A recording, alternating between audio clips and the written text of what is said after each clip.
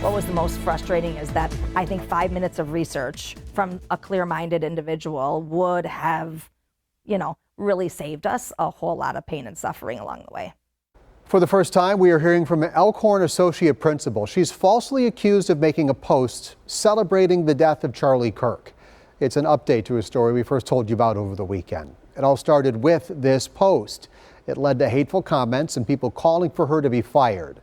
Except the person who made the comments wasn't Cindy. TMJ4's Kaylee Starrell sat down with Cindy as she returns to the classroom and shares her message with others. Because you're lying through your teeth. You have to fire this piece. Voicemail after voicemail. She needs to be fired. All pouring into the Elkhorn Area School District. If you don't get that disgusting pig of a woman, Cynthia Rayberg, off of your staff today, immediately, there is going to be hell to pay. It's been that way for the associate principal of Westside Elementary, Cindy Rayberg, since 2:45 on Friday. And I answered the phone and someone was swearing on the other line, yelling at me, and I knew right away something was wrong. What she didn't know, she was the subject of this post made by conservative influencer Ryan Fournier, falsely claiming she made comments about Charlie Kirk's death. My first thought when I saw that, I thought, who is Cynthia Irene? Right? That is not me. In the hours following, vulgar comments, calls, emails, and even threats calling for her to be fired came not just to the district, but to her. Falsely accusing someone and having that detriment to your character, I was a little worried about, but it was mostly just like that, oh my goodness, where are my kids? Where's my husband? How does this look for everybody's safety?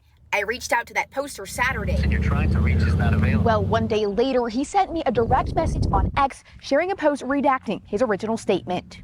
I do wish that there was an apology in there for causing distress towards myself and, even all of the school district personnel that has been scrambling to try to help all weekend long. Some of those personnel, like the district superintendent Jason Tadlock, even taking calls during our interview. You're in Louisiana calling us and harassing about something you know nothing about. He says while the post is gone, the damage isn't. It did have an impact today. We had probably about 100 students that were called out across all of our schools.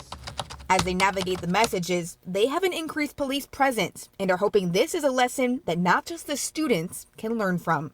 I really hope that people are more critical thinkers and, kind of think of digital literacy and maybe learn from something like this where you can't believe everything that you see and read. In Elkhorn, Kaylee Starrell, TMJ4 News.